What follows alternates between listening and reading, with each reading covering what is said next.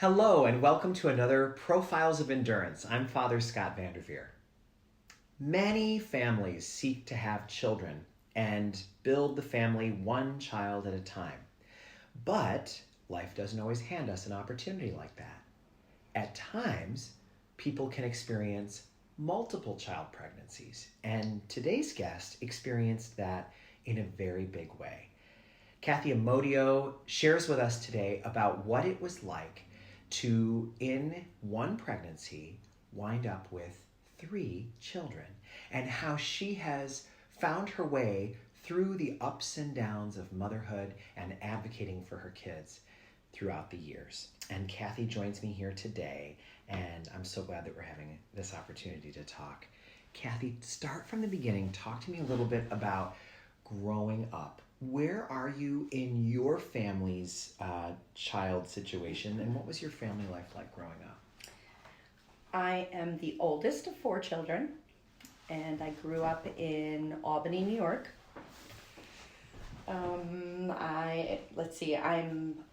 There's 3 children that are girls and 1 boy. Where are you in the lineup? I'm first, and then there's a girl that's 2 years younger than me.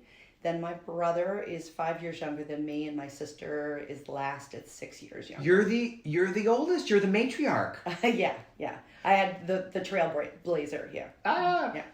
But trailblazer, that didn't mean sometimes the oldest is the one who is the most responsible. Was that your story growing up? Were you the responsible, very strict and regimented one?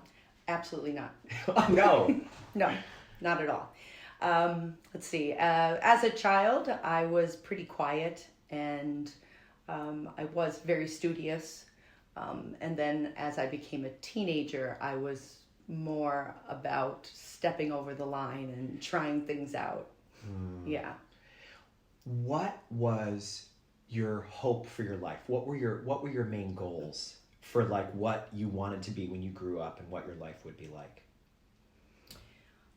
I think every little girl wants to get married and have like that fairy tale, like happily ever after thing. So pretty much that's what I wanted. I never really thought of the children thing. Always just wanted the husband and the career and the fancy clothes and the house and the happily ever after, like Cinderella or Barbie. Yeah. It was always about college. My parents were both college educated. They were teachers and then administrators. So it was always about education. We always had to get good grades. That was a very, very important thing. Children never really factored into the storyline. Career was the main focus. Career and education was the main focus. So interesting. And your parents have a situation that probably puts you in the top 1% of, or 0.1% of families. Both of them went on to the highest level of education you can. They both got PhDs. Yes.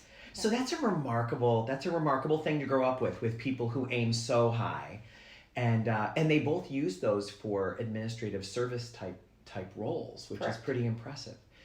So, what was the role of faith in your house growing up? What was your childhood faith like? We were not active churchgoers growing up. We were all baptized, and we all made our first communion. Then we all went to classes again and made our confirmation. So, sacraments were very important, but we were not every Sunday people. I think a lot of our listeners can relate to that. Yes. A lot of our listeners can relate to that. Yeah. Did you feel, was there any family figure, maybe on the side, a grandparent, who kind of shook their finger at you and said, you really should go more, or was that kind of absent from your family story? Yeah, that really wasn't there, except my dad's grandmother, my dad's mom, had, all the little statues and the little, I don't even know what they're called, but the the baby. The infant of Prague. Yes, with the fancy dress. With the fancy dress. Yes. So I always saw those little figures and the crucifix on the wall and stuff like that. But no, nobody ever was like, oh, you should be going to church every week, or, saying, oh, God is watching you kind of stuff. So where did you meet the man who would become your husband and the father of your kids? In college. Did you know that he was the one? I knew that he was a lot of fun. He was super outgoing, very, very handsome.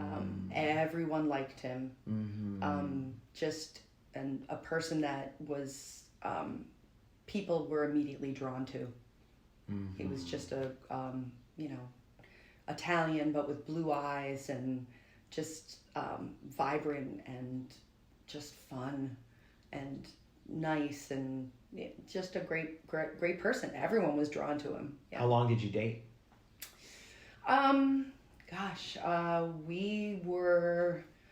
We dated a couple of years before we got engaged, and we were engaged for 4 years before we got married. Wow. Why such a long engagement? To finish college. Yeah. That was the priority always. Yes. Yeah, that was very clear. Yes. Education was important. Very much so. Very much so. He did not finish college, but went into the workforce. And then when we got married, we lived our little happy life. How far had you gone in your education when you were settling down with him? I was working on my master's degree. That's about it. Yeah. In what field? Education. So, what was your career goal at that point? Well, as part of being a teacher, you need to get your master's degree. That's part of the certification process. So, so you do your 4 years, and you have to do that 5th year as part of your certification. There it is. Yeah. So you're working on your degree, and you get married. What kind of conversations did you have about parenthood together? Well, we're both from Italian families, so we knew we wanted to have kids, but it wasn't necessarily like an immediate need. Right. So it was just kind of, we were enjoying each other's company, and just being married, kind of working on that relationship. When the time came that you were ready, did you find conceiving easy? Not at all. No. I had already had some medical issues in the past, so we were pretty much aware that it may be difficult, and I already was approaching 30 years old. So how did doctors get involved to help? After about 6 months or so, we approached some doctors, experts, and kind of went the route of just doing a little bit of medication to see if that could help us out, and we were lucky enough that it did. It did. So you found out after how long had you been trying when you found out you were successful? After about the 6 to 8 months or so. Wow. Yeah. So, and then you find out that you're pregnant. What were you feeling? It's funny, actually. I remember getting up early, and, because they give you a certain amount of time, you have to wait, and then you do the little test. Getting up early, going into the bathroom, doing the test, and the little, pink line comes up, and then I immediately threw up. From emotion or yes. Morning sick? It was, just emotion. Yeah. There it was. Yeah, because I was so scared and just overcome. Yes. When did you realize that your pregnancy was not the typical expected pregnancy? I think I had that first ultrasound around 4 weeks or 6 weeks or so, and they told us. I'm on the table. They're doing the ultrasound. They told my husband that he might want to sit down. So, wow. They actually said that they thought they saw 4. Oh my. Yes. But they weren't sure that there was definitely 3. That the the fourth could be a shadow. It might be too early to be sure. So we had to wait and another couple of weeks and have another ultrasound. And the waiting was, did you believe it right away? Did you believe it? Or was there a part of you that was in total denial? Oh, no, because when I go big. You do. Yeah.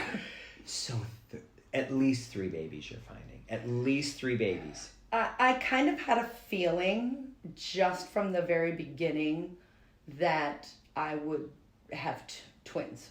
Wow. Just because that's kind of the way my life was. Because like I said, when I go big. Wow. Yeah. What's it like having that much life inside of you?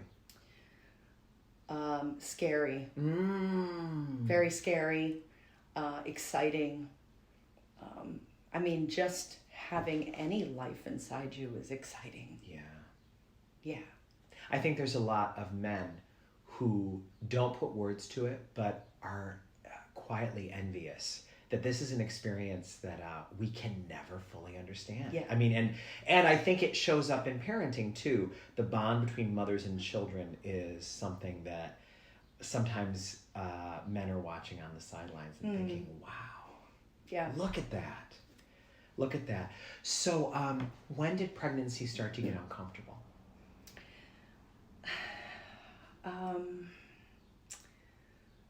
About 3 months in, I started to, get sick in the mornings. Because with a multiple pregnancy, you have a lot more hormones going on in your body that are not normal with a single pregnancy. So a lot more sickness, a lot more fatigue, and growing much faster. By 4 months, I looked like I was 9 months pregnant. How can your body contain it? I mean, we all know that pregnancy involves lots of stretching and shifting, including stretch marks for the skin. How did your body contain all of that life? Thank goodness I'm a big girl to begin with. You have a build that helps. I have a build that helps. But yeah, I mean, you just keep, somebody told me put cocoa butter on your belly all the time, help your skin to, stay elastic and, so I somehow I did it. Even the word elastic. Word, I mean, you think about, it's literally what's happening. Yeah, it's literally your belly becomes mom jeans. Wow. Was there at any point during the pregnancy where you couldn't work, couldn't move around? Did you ever have to go to bed? Actually, yes. I found out I was pregnant in March, and by May, the doctor wanted to take me out of work. Wow.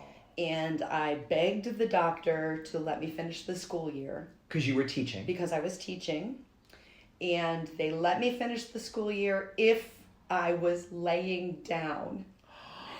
While teaching? While teaching. It was elementary school.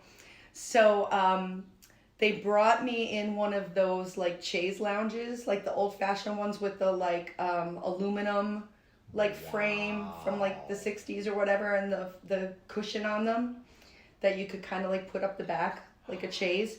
And I literally laid in the chaise and taught the last 6 weeks of school from laying in a chaise. This is an amazing mental picture. Right? And I can picture exactly the kind of lounge you're describing. Yes. It was on our grandparents' porches. Exactly. Had the little wheels so you could pick it up and move it. Yep. Wow. And were you working for a city school district at the time? I was working in Lansingburg School District. Lansingburg. Yeah. So for those of us listening, that's an urban school district in Troy, which is it's a big, densely populated neighborhood of Troy. Mm-hmm. Wow, that's really remarkable. Yes, they were very accommodating. Yeah. It's an amazing story. Yeah. So summer comes. When did you give birth? October. Yes. What?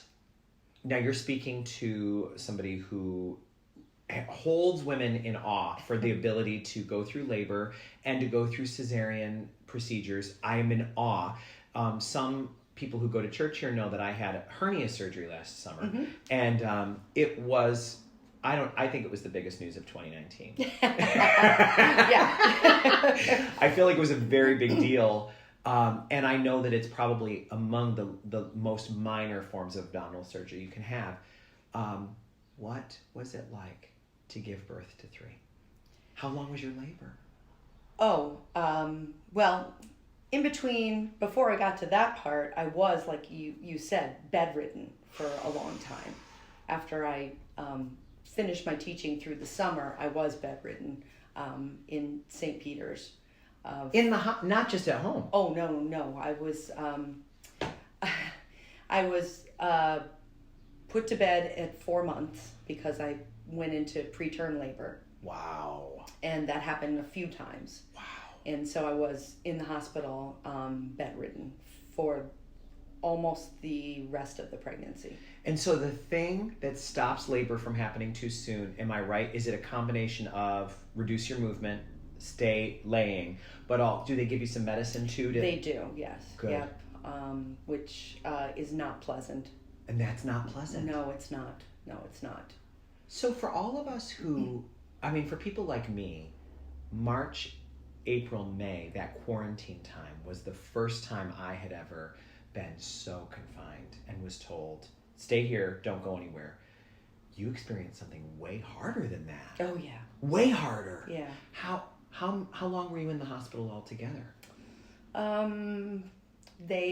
Let's see, 4, 5, 6, 3 months. Whoa. Yeah, about the time of quarantine. So really, Yeah. those people who've been through coronavirus Yeah. at least have a sense of the time. And Yes. it's a pretty daunting amount. Yes. What was your husband like during that time? Yeah, it was hard. Yeah, I mean, he'd come and see me. He'd bring me some food. Wow. You know, I'm like, please bring me some Taco Bell. Yeah, Please really. bring me, McNuggets. Yes. So, he'd bring me different food because, hospital food. Yucky.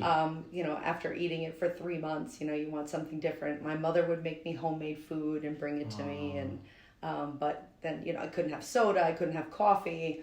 And then, they're like, okay, no more fast food, too much sodium. Wow. Yeah, so it was tough.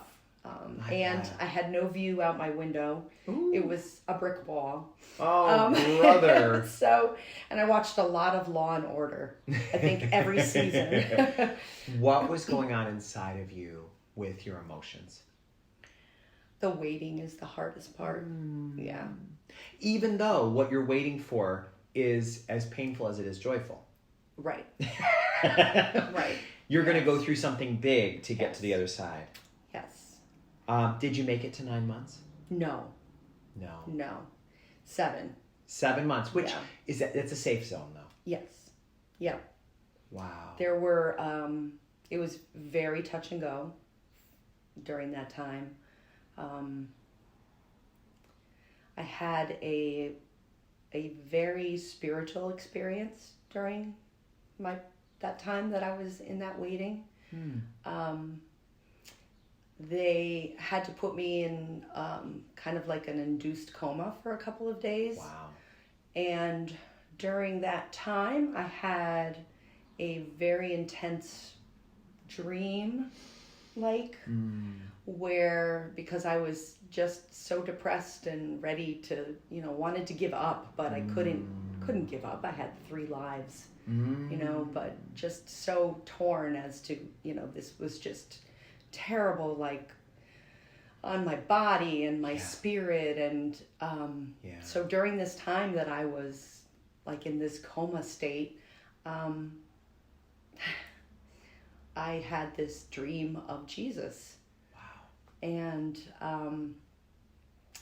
he came to me and basically said, just said, look, I endured the desert for 40 days. Wow. You can do this. You can do this. And when I came out of this, induced coma or whatever it was, this medical, I was like, okay, I can do it. I can do it. And that's kind of the approach that I've taken ever since having the kids is I've just kind of looked to God and to Jesus that they will help me through whatever I come across with the kids. Wow. Because he promised me that. You know, I love that Scripture, something that we have recorded in Scripture that he went through, he was able to draw from and say, don't forget I've been through this. And if I'm with you in yours. And I'm realizing what is so cool is there are people listening to this right now who are going through something. Maybe this might be forwarded to somebody who's been told, you have triplets, you're going to give birth to triplets. And they are now hearing, I can do it because it's been passed now from Jesus to Cathy to them, which is just so cool. It's just so cool. Wow, thank you for sharing that. When you came out of the coma, it did help you? It was different. It does. It was different. It was different. Wow. It's amazing too, because whenever you share a story like that, you want to make it so that somebody who's not comfortable with that level of sharing or is not maybe as strong a believer as you might be, can accept it. So you say it's kind of a dream, it was kind of but we all kind of, like you and I are both kind of feeling like dream is a very mild way to say what it was. It was a visit. It was. It was a visit. Yeah. How beautiful. How much longer did you have to wait after that?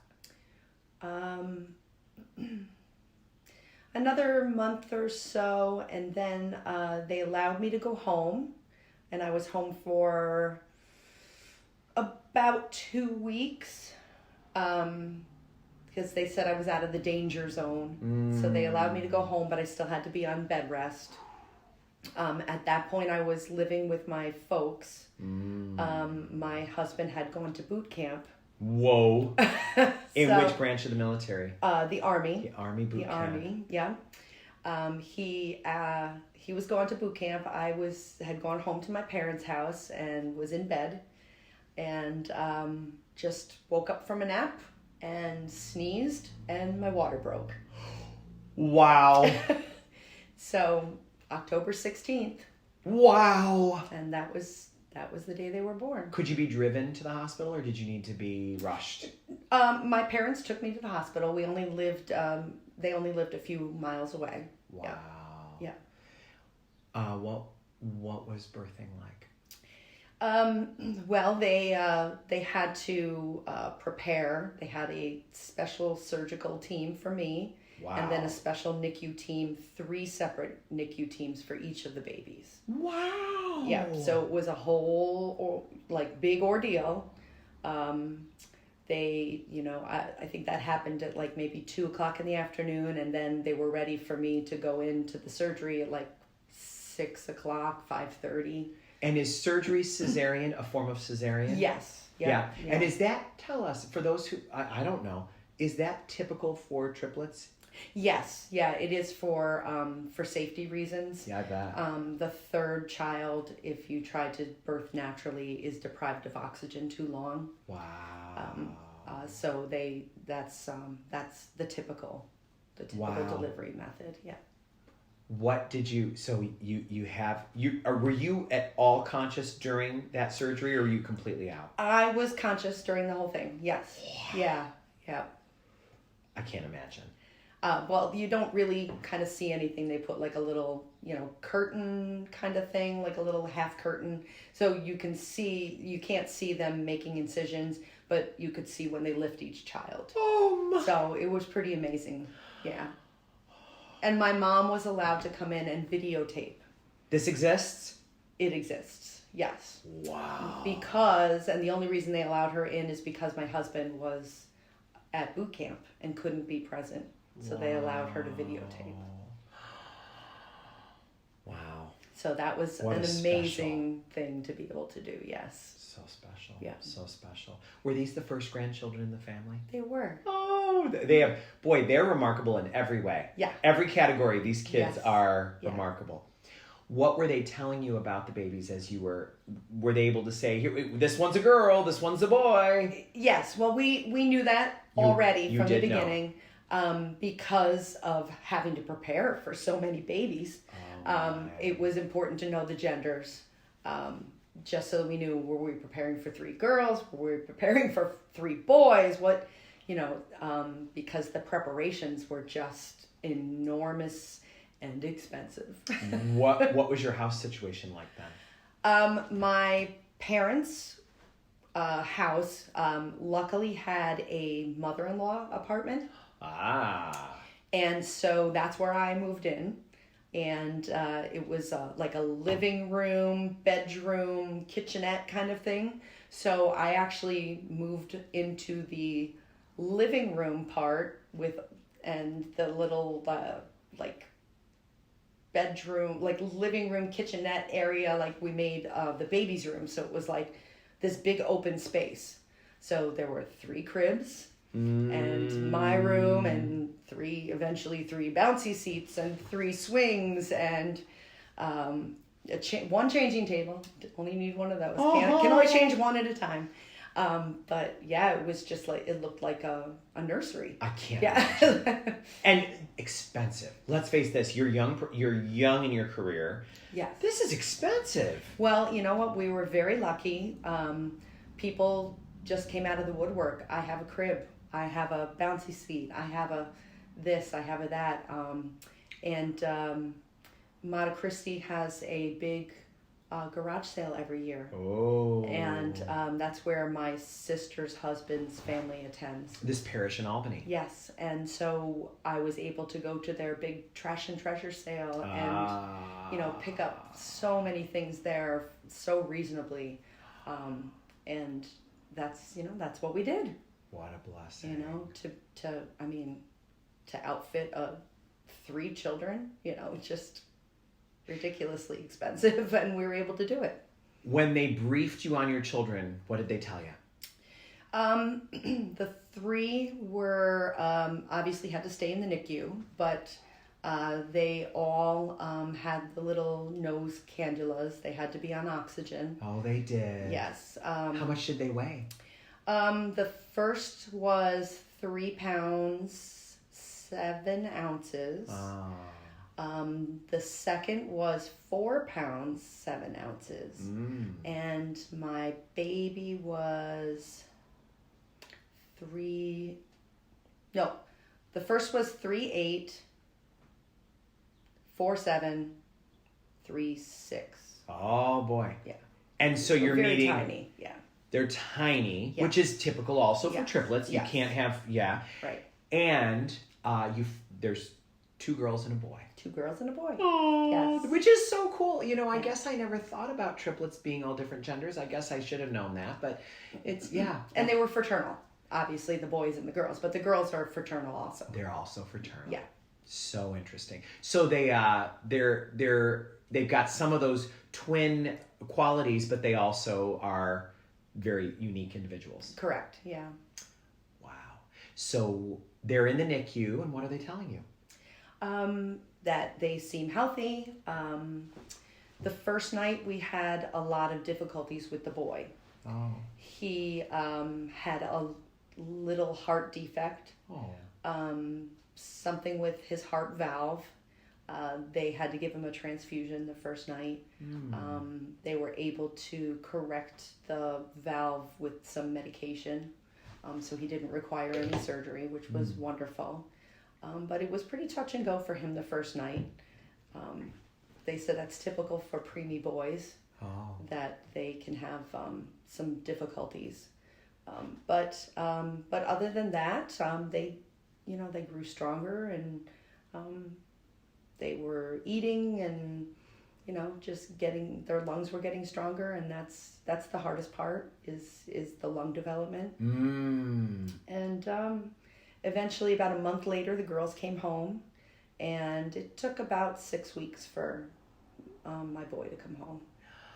I'm just realizing as I sit here, for any mother or father who's dealt with worry, which can be a chronic issue for parents, they're hearing your story and they're like, 3 babies means 3 times the worry.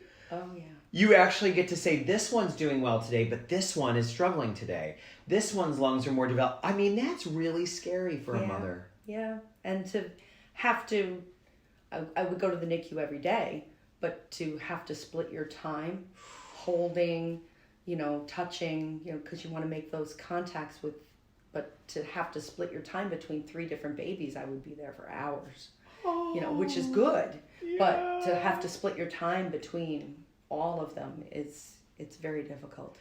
You can't stay in the hospital that whole time. You're driving in. Oh, yes. You're driving in. Mm-hmm. And the school year is on, so you're on maternity leave. Yes. Where's your husband at this point? He is in December, so they're born in October. In December, he finished boot camp. He was given leave for the month of December. Wow. And then he was shipped off to Texas. Come on. Did you agree with his decision to join the Army at this time? Was that a joint decision? Because I just think that must have been so hard for both of you. Well, we both decided that, he wanted a career. He was working, like a retail job that was only going to put him so far on a ladder. Sure. And this was a career that he could rise in and provide for our large family. So yeah, it was a difficult decision, and we knew that, it would be hard to move around with babies eventually, but yeah. And when we found out that we were going to be eventually stationed in Texas, that so far from our family, oh boy, it was really hard. So he went on and lived there a year on his own before I joined him. And you joined him with 1.5-year-olds? Yes. Wow. So before we get there, what were the early months like? How does a person adjust from being childless to the mother of 3 overnight? Don't remember a lot because I didn't sleep. I never slept. Thank God that I was with my parents. My sister and her new husband were living in the house as well because they were saving for their own house. Come now. That's a lot of human beings. So there was a lot of people that pitched in. Wow. Crying babies in the middle of the night, waking up my sister. Here, take this baby. But, they were working. My parents were working. And I was home all day with babies. It was very hard. Was there any previous experience in your life that you were able to draw from to be able to do this? Because I'm just realizing, what if you were like a lot of people when they're young? We're kind of self-centered. We like what we like. My gosh. Right? How did you become so other-centered that you were able to make your life completely about these 3 young beings? If you ask my mother, I am the most self-centered person you will ever meet. Really? Yes. It is, even since as a child, it was always about me. The world always revolved around me. Huh. And I think that I've always said from the beginning, the reason that God gave me 3 babies was to teach me patience and empathy. Oh. And that there are more people in the world than just me. That is, talk about a complete change of direction, though. Yes. One baby might have taught you that in a gentler way. Yeah. But I told you, when I go big. This is the theme. Wow. Were you up for this spiritual workout? How did you rise? How does a young person rise to that? Community. I used the community and my village. I was an active participant in what was then St. Margaret Mary's Parish in Albany. Yeah. And as soon as my babies got clearance that they could go out in public, I took them to church. And when I was in the church, I didn't have any babies because they were going around the congregation. Oh, I bet. Everybody, the minute I'd walk in with those 3 little car seats, everybody was, let me get that baby, let me get that baby. And I could worship in peace and everybody else had a baby. You're bringing up something so important. Yes. You become famous when you have triplets. Oh, yes. You're immediate in your community. You are famous. Oh, yes. Yes. So everybody knew you as the woman with, even if they didn't know your name. Yes. The mother of the triplets. Right. And I'd sit right up front. I sat right up front, and everybody in our little section would just kind of hold the babies, and they'd pass them around, and they'd feed them. And Oh, that is so cool. it was wonderful. Am I missing a piece? Did church become important to you overnight with having these babies, or had you been ramping up your church attendance over time? You described that whole idea of after confirmation, you did your sacraments, and that was important, but regular church attendance in your childhood wasn't important. How did that change? During the time that I was going to the confirmation classes, we also had a youth group. Oh. And so I was involved in the youth group. And I also was singing in my choir at school. And I joined the choir at church. How cool. Because a lot of the youth group kids were also doing the choir at church. And we had a wonderful choir director, Tom Savoy. Oh, yeah, he's famous. He's famous in the Albany area. Yes. And he was just so wonderful. And so we had such a great time in church choir. And so I continued with that all through high school. And even when I went to college, I would sing with him. There were some times, a couple of years that I took off and wasn't singing and wasn't attending church. I think in my years where I was kind of figuring out me and what I wanted. Sure. But when I met my husband and I knew that was what, the path that I wanted to take with him, then we went back to church and started to make that part of our routine because we wanted to get married in church. We wanted to raise our children Catholic, and so we kind of went back after that, and I went back to the choir while I was there, and then obviously when I got pregnant I couldn't do that anymore, but as soon as the babies were born I was right back there. And fantastic. Yeah. So you had your village. Yes. That's pretty awesome.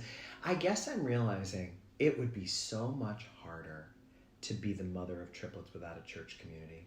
Oh. It would be, and without a faith practice, because I can only imagine how much you relied. The worry alone, the exhaustion alone. I mean, there's each part of this, you had a place to put it. Yeah, I don't know that I could have done it without my family, my friends, my community. There's no way. Yeah, it's so true. Nobody makes it on their own. None of us makes it on our own. No.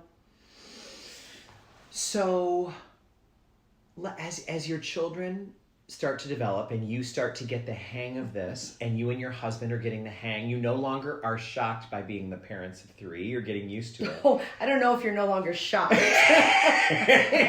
The shock continues throughout the years. I believe you. Because each stage just like with each stage with a child, each stage is new and different. Now you have each stage with three of them.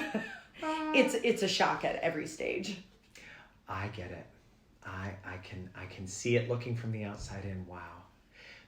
At what point, obviously these children are fraternal and they are they're not in the perfect image of each other. They're all individuals.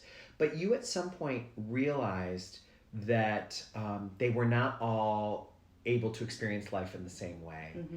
When did that start to become evident to you? Well, they all reached their milestones at different times. One would, walk sooner than the other. Oh. One never crawled, scooted, and then would walk. Oh.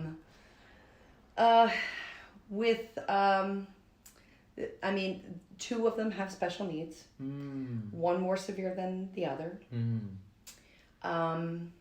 We have one that excels at a lot. Mm-hmm.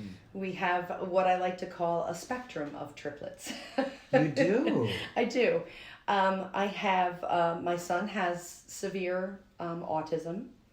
My oldest daughter has autism as well, but she's on a higher end of the spectrum.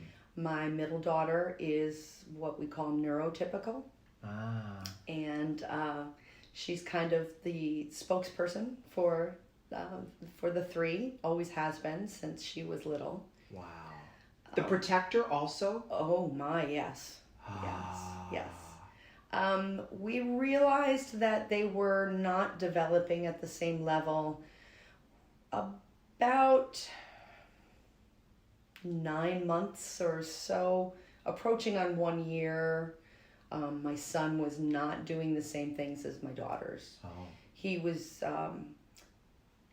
engaging in repetition, a lot of opening and closing cabinet doors, not responding to his name,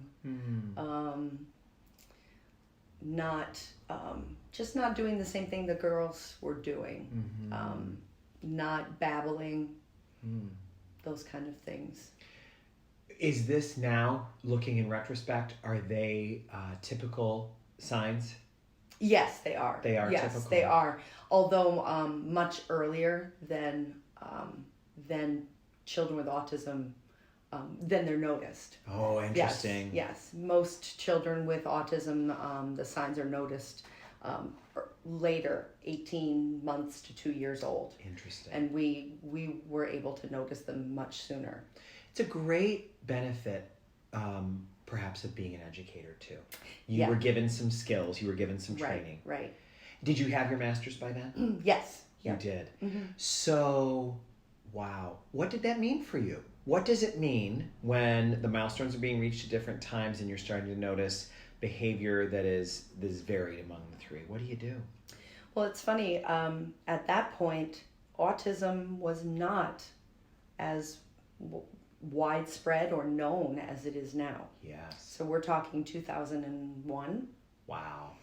So we knew that there were some developmental issues, which is not uncommon with preemies. Sure. So we would talk to the pediatrician, of course, and well, boys develop slower than girls. They're they're preemies. They're going to be about 2 months behind anyway because they're 2 months premature. Well, let's just keep an eye on it. Those kind of things. So right before we moved to Texas, we had his hearing tested. We had the EI people, the early intervention people, come in and test them all, and and his hearing was fine. Yes, they were a little bit behind, but that's to be expected because of their their age and their the fact that they were new preemies, and so we moved to Texas, and just went on with life, and things got further behind. Interesting. Yeah. What was it like being without your village in Texas? Were you able to find a church? I was. Not a lot of Roman Catholic churches. No. What part of Texas are you to? Killeen, Texas, dead center. Dead center. Yep, about 2.5, 3 hours south of Dallas, an hour north of Austin. Not a Catholic area. No. But we found one. We found one. They were very welcoming, and they even had childcare so that we could go and worship and have the children in. But my son became too much for them in the childcare. What were they seeing? What would make him too much?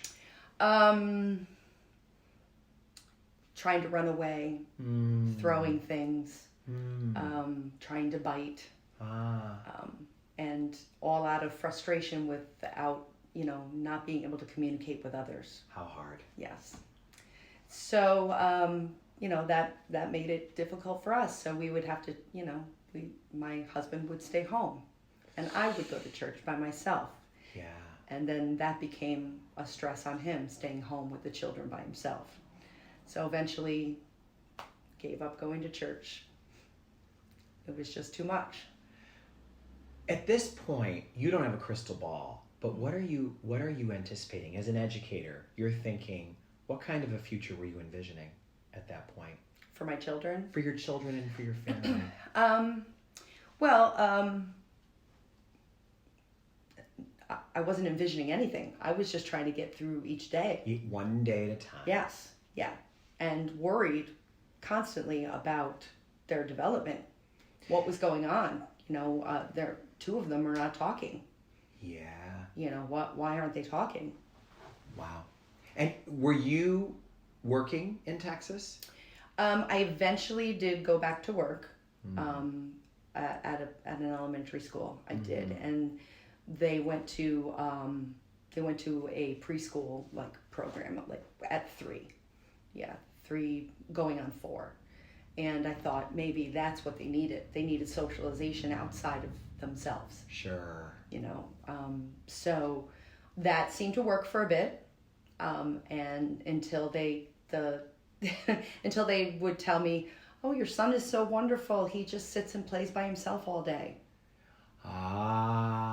And that was like, wait a second, red flag. Right. This is not good. Right. Why is he playing by himself all day? Right. So we went back to doctors. Okay, we need to send you to developmental specialists because there's something else going on here. He's still not talking. He's still, doing all these repetitive things. Now he's lining up toys. Now he's, doing things that are just not.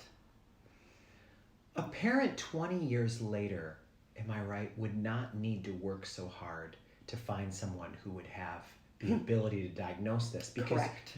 Now people know what they're looking at. Yes. You were an early adopter of this early pioneer. Oh, yes. That's a hard thing when your children's development is at stake. It's not fun to be a pioneer. No. Ooh. No, I spent the next 10 years reading everything I could get my hands on, going to every workshop, traveling all over the place to workshops, to San Antonio, to, once we moved back to this area, taking classes, taking online classes, workshops, eventually going back to school, for autism. It was tough. Wow. How long did you stay in Texas before you moved back? We moved back in 2005 in the summer. Got it. So there was about 4 years down there? Yeah. That's a long time. Yes. It's a long time. I spent a lot of it by myself because my husband went to serve in Iraq. These challenges are a lot to hear. All right, to our listeners, are you following this? He was in Iraq. Uh-huh.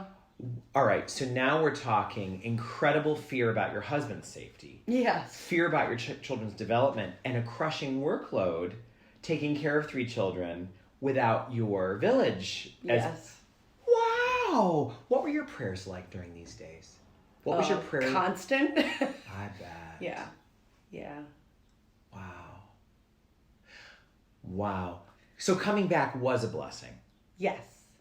Wow. Yeah. After his tour was up, we needed to come home. Yeah. I needed to come home to my family. Understood. Yeah. Wow. So was there a point where it became clear that your son had an avenue he could use to get the help that he needed? It was because autism was not, really known. It was really just starting to appear and be studied and looked at. I had to fight for everything. Oh. Everything I had to fight for. He needs music therapy. He needs speech therapy. He needs sensory therapy. He needs this. Everything was a fight with school districts, with insurance companies, with therapists, with the Army, with... And sadly, a lot of it comes down to money, doesn't it? People don't want to spend the money needed. That's correct. They're thinking you're being an indulgent mother. Right. Helicoptering your son. Of course, yes. Meanwhile, his needs are great. Yes. He doesn't speak. He hits his head against the wall because he has no way to communicate. Oh. He bites people because he's angry and doesn't know how to express himself. Yeah. Yes. Wow. Did you find an advocate who was able to help? Yeah, me. It wound up having to be you. Yeah. And did you say did you do your degree in this work? Eventually, once we moved back here, I pursued my doctorate in education and a minor in autism. Yes. Did you hear that, listeners? 3 children. She got a PhD in the middle of all this. Can you imagine? Studies were always a solace for you. Was that true even in this period? Did the study provide you some solace, some solidity? Yes. Yeah. I had to help my child. I had to learn every single thing I could. I had to be able to go to those meetings and talk, speak like I knew what I was talking about. I had to be able to counter everything negative that they said with a study and a positive outcome to be able to, fight for what I needed for my child. And the only way to do that was to continue to study and read and keep up to date. Pioneer is the word. I mean, you literally were plowing forward untilled ground. Yeah. Oh my. So take us now to today. Your children have just gone through another milestone period of their life. We just celebrated a big milestone for them. Talk to us about that. First one milestone for my son happened last summer. He was able to move into a group home in Mechanicville. For the first time. For the first time. He is living with 3 other boys that are all his age. Wow. Young men, I should say. And so he's living on his own now.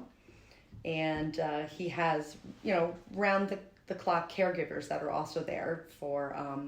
they cook for him and they do the laundry, but he has his own room. Aww. And he has a Roku television and he has Wi-Fi and he has his own hot tub. They take good care of him and he's happy. Has he developed ways to communicate with his housemates? He has, and with us as well. I taught him some sign language. Wow. Which has been invaluable. He also has a program on an iPad that is pictures, where he's able to press a picture that has a voice attached to it because he's nonverbal. So he's able to say, press the picture that says burger or, swim or, whatever it is that he needs. And that's just an amazing technology. Incredible. Yeah. And recently he has learned to answer my FaceTime calls. So I can now call him on FaceTime and he's learned to answer it himself. Wow. Yes, that's been so exciting. Wow. Tell me what it's like. Empty nest is something that parents talk about. What is it like when you have had your son? You've been... I don't mean this to sound like I'm describing your personality, because I actually don't know your personality that well as a mom of a child who needs advocacy. But you've been some version of a mother bear to protect him and help him and guide the way. What's it like to give him the wings to go to a group home? Oh boy. I felt terrible guilt for the longest time. Really? Terrible guilt. Oh. Because I felt like I was doing it for me. I felt like I was moving him on because he was too difficult to handle anymore. Since he became a teenager, he's been more aggressive, hitting, punching. He's been destructive, putting holes in walls. And as he grows, he's stronger. And he's much stronger now. He has, he's hurt me. And he's very difficult child. I say child because he mentally is 3 years old. He doesn't, he's a man, but he's mentally 3 years old. And he can be the sweetest child, you know. He loves his mama and he loves his sisters. But when he gets frustrated, he has the strength of a man. Yes, he does. So I felt terribly guilty that I was moving him along somewhere else. And it was my mother that actually explained it in a way that I felt better. She said, if he was neurotypical, this would be the time that he would be moving on to college and starting that chapter of his life. You just have to think that he is starting his new chapter of life as an adult. Yes. So.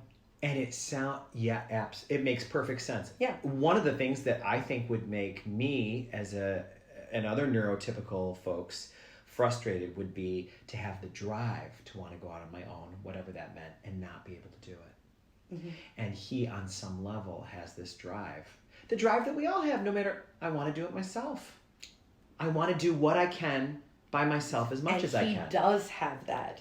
He does. You know, if you try to help him put something in the microwave and press the buttons, he push you away. No, I got this, you know. Or, you know, try to help him, you know, do something else. I pour juice into his cup. I got this, you know, and put his hand up in the I got this kind of motion. So there is so many things that he wants to do on his own. Yeah. But that mothering, my mother says you can't treat him like a baby. Yeah. He is a man. Oh, wow. And so that was just I had to let him go.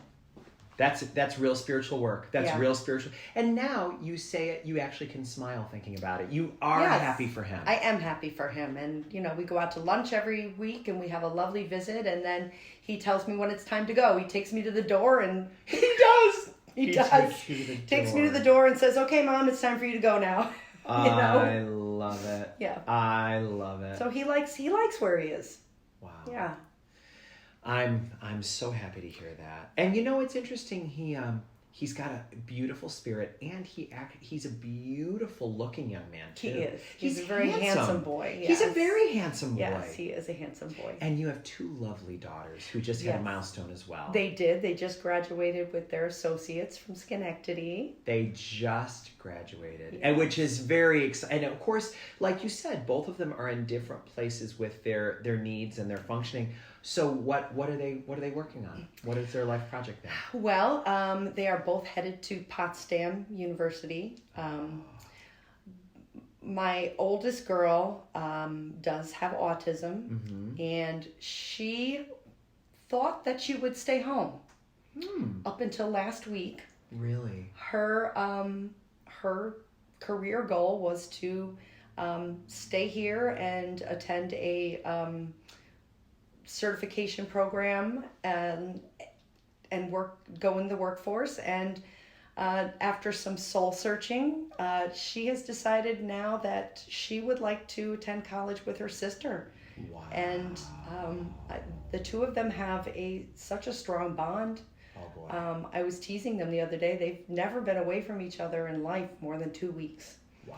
So I think, you know, the two of them are, they're like a yin to each other's yang. Wow. You know, they one is the caretaker, one is the strength, and, you know, one is, even though she can take care of herself, she allows the other one to feel like she is the caretaker. Wow. You know, it's, you know, it really is, they have an interesting bond with each other. It must be very sweet as a mother to recognize that there is an intimacy between them that you can glimpse, but that nobody gets to be a part of, not even their mama. No, I am definitely not part of that relationship at all. Isn't that interesting? Yes. That's generous of you to let them. I mean, I suppose that's part of parenting, letting people be who they are and have what they have. But that's I mean, you gave them life, and there they are doing their thing. There's a special thing there. Those of us who know them know there's a special thing. Oh yeah, ever since they were born, they had that secret twin talk. Wow. Before the oldest could even speak, they had a secret twin talk. What's their relationship like with their brother? The oldest girl that does have autism, she calls herself the autism whisperer. Wow. She and her brother have a very strong bond. Wow. She is very close to him. She says she can feel what he needs, that she understands him, that she can think the way he thinks. Wow. She must be proud. Yes, and she's very, very good with him. She's much stricter than I am. Stricter? She is. She could tell him, no, we're not doing that, and he listens. Where if I say no, he gives me the, come on, mama, look. Ooh. And I give in. I'm terrible. And then my other daughter is, she has a hard time with patience with him. Because she can't communicate as well with him. You know what is so interesting about that is I don't know if we would call, I know that the word disability sometimes falls out of favor, but if it is true that there is a bit of a differently abledness in being autistic, it's interesting that it's also a bit of a superpower in your family. I agree. It's a superpower. It is. It definitely is. Yep. It's remarkable. And you now you've gone on to get a doctorate in education, and your work, you're allowing this is really going to be a bit of an empty nest. This is a big deal. Tell me about your work right now. Well, we've all been teaching online, all of us teachers, which has been difficult. Especially because I actually teach music. Wow. So it is not been very musical. Oh. It's been very, paper and pen kind of, even though it's online, just very, it's been very tough to do that online. And I would think music without expression becomes math almost. It does. It almost has become very theory based. Yeah. What are these notes? A, B, D, F. That kind of. It's been very hard to find lessons that are appropriate to then grade. In a way that can be then put on a report card. So it's been hard, especially the part of some children don't have access to the internet or to a computer or mom's using it because mom's working from home. Yes. They have to wait until later to use it, and you're working in the city school district here, and I imagine that you see everybody from every walk of life. Yes. And all different levels of access and restriction to access. Correct. A lot of second language speaking people. Wow. A lot of the people with disabilities that are having a hard time learning online. My own daughter had a terrible semester. She got through it, but she had a terrible semester online because it's very hard to offer those accommodations for those children. I can't imagine. Online. What a miserable situation that is, because then both the educator and the student feel like failures. Yes. They both are beating themselves up. Yeah. And it's not their fault. No, it's an imperfect situation. Yeah. One of the things that is very typical in families where there are struggles with levels of ability is that it can put a real strain on a marriage. And you are very generous in being willing to talk about the fact that you're no longer with your kid's dad. I think a lot of our listeners would appreciate somebody having the courage to share how many things in life can take a toll on a marriage, and I wonder what's important for us to know in order to understand you about what happens in a family situation that doesn't allow the marriage to survive. I think with my marriage, with our marriage, the stress of the triplets, plus the fact that my husband at the time was a soldier, and the Iraq War those two things together just tore us apart. The triplets were, I mean, for someone to just have automatically go from no babies to 3 babies Unreal. is super hard to begin with. And then to live a year away from those babies and not have the time to bond with them. So basically, he didn't know his children until they were 18 months old. Wow. He saw them for that month of leave that he got after boot camp, and then didn't really know them again until they were 18 months old. So hard. So he never really got that early bonding with his children. So when I arrived in Texas with 18-month-olds, they were already, toddlers. And you were different, I'm sure. Being a mother for 18 months of 3 babies makes you a different person. Oh, yes. He had to get to know you. Right. I wasn't the wife anymore. I was a mother now. Big time. Yes. And that was my responsibility. Not being a wife. Yeah. Being a mother. How hard. Was my responsibility. So that put a big strain. You really worked at it. Oh. You guys spent time and effort working at it. Yes. Definitely. So by the time 2004 came around and he was sent away to Iraq, there again, that's, just 2 years later or so, and there he is away again for another 1.5 years of time not to bond with his children. Wow. So, yeah. And there I am again in mother mode and not wife mode. Yeah. So it was hard again, What do you make of all the hard?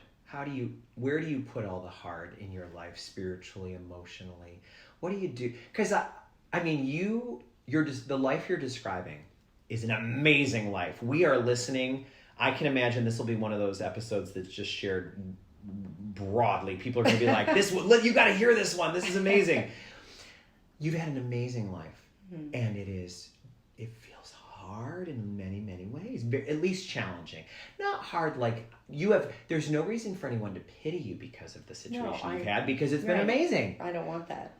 But it's not easy. It wasn't. What do you make of all that? What do you make of the hard spiritually? In the early times, people used to say, oh my gosh, triplets. And I just always used to say, God doesn't give you more than you can handle. That was just always my response. And it's just continued to be my response. God doesn't give you more than you can handle. Yeah. Obviously, he thinks I can handle this. Wow. And it's that confidence in you that causes you to rise. Yeah. If God believes I can, I'm gonna. Yeah. I mean, don't get me wrong. There's been times that I've been really low. I've suffered some pretty big bouts of depression. I can understand. But I guess I made it through. I'm here. I'm sitting here talking to you. So there, it's not that I feel like God has been giving me like tests. I don't think that at all. I think that these are things that, these children were given to me for a reason. Because I was the one chosen to raise them. Yeah. Because I was strong enough. Do you know what is... Okay, that's pretty powerful. That's really powerful. It's because you were strong enough to raise them. And you know what else I really love about the spirituality of that is they are your children, but it is very clear to you that they were given to you. That you didn't make them. They were created and given to you in your body, in your spirit, in your they are you, they contain you, but by a miracle they were given to you.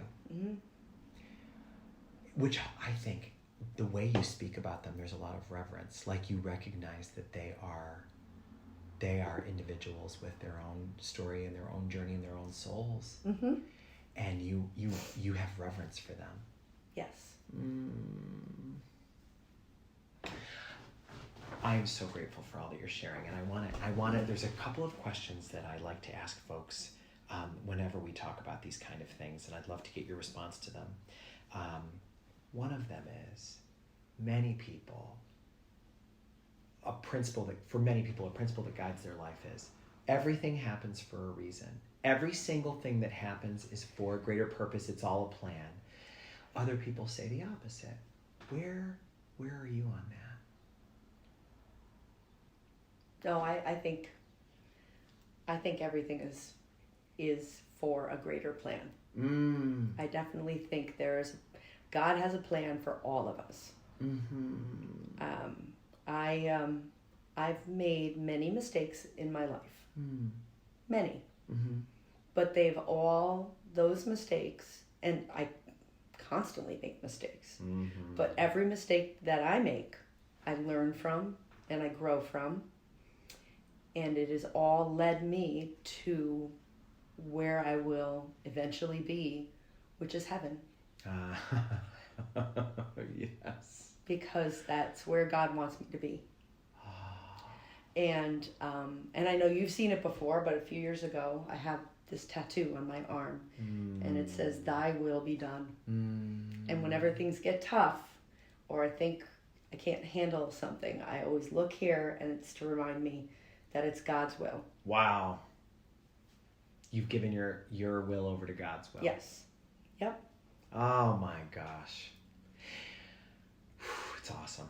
It's awesome. That is awesome. That's helpful. I just think that's really helpful, because I also feel like then, no matter how much something sucks, you can say, I'm holding on to see where this goes. Yes. There's a reason. There's a reason I'm going through this. There's a reason that this is happening right now. I may not understand it. I may not ever understand it. It's part of a bigger plan. So beautiful.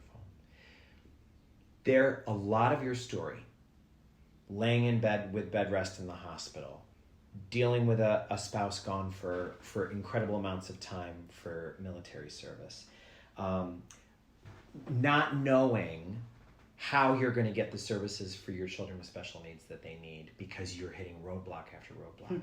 Over and over again, you've had to endure things. What is the key in your mind to enduring when you can't yet see the future? You don't yet know where this is going. How do you keep at it in those times, several times you've had to endure? What's the key to that? For someone who right now is saying, I don't know how to endure this. Oh, they're telling us that the vaccine is going to be a long way off, and even when it comes, it's not going to be an instant fix. There's going to be a process. How do you endure?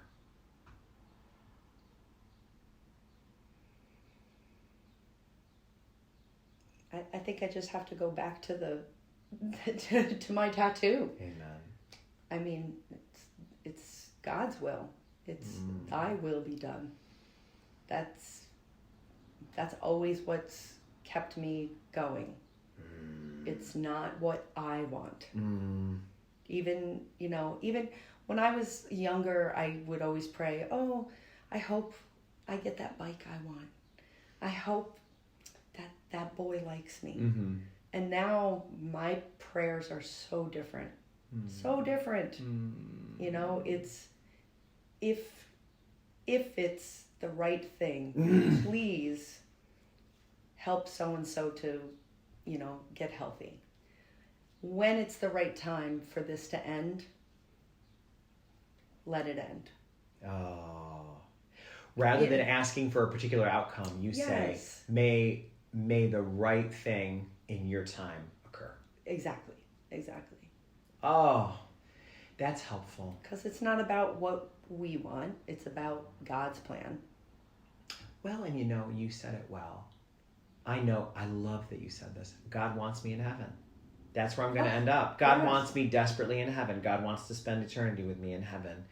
And so because I know how the story ends, I can handle season 4. Yeah.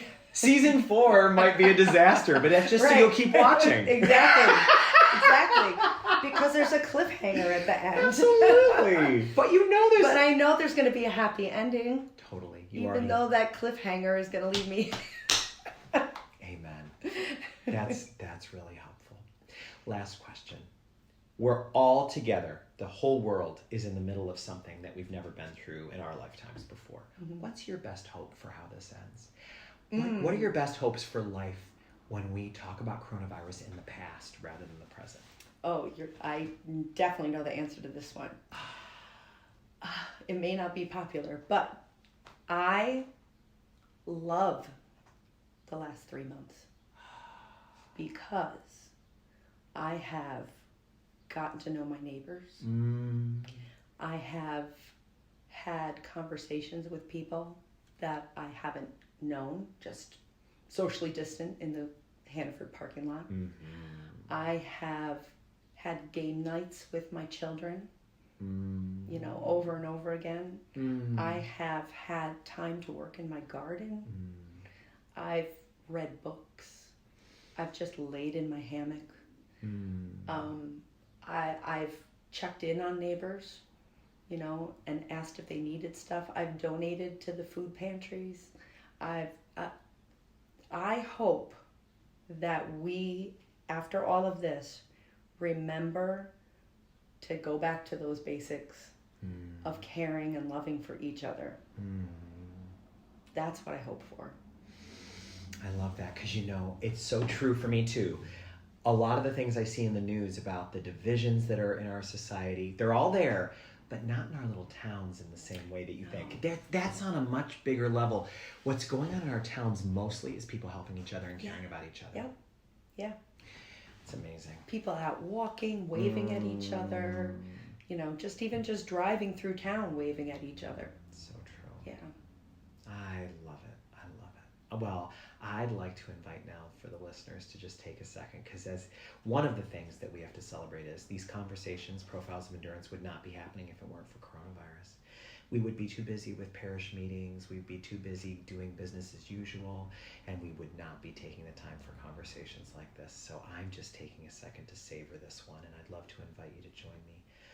What is it that Cathy said today that really spoke to something in your life? Was it some part of the bed rest story? Was it the shock of finding out that her life was going to take a different turn than she expected when one pregnancy turned into 3? Is it how she endured advocating for her children at a time when their situations were unknown to professionals? Is it the way she speaks about forgiveness for things that didn't turn out the way that they were expected to? Is it thy will be done? Is it that unwavering hope that God wants us in heaven? And if we can just hold on to go through the story, we can know that that is our destiny. What is it you most needed to savor from this conversation? Cathy, thank you so much for this time, and thank you. Your openness it's helping me, it's healing me, and I know it's healing so many others. And I know this will be spread far and wide, and I am so honored to be a part of it. So thank you for letting us bask in your light, and thank you, and to all of our listeners, thank you for being with us. May God bless you all.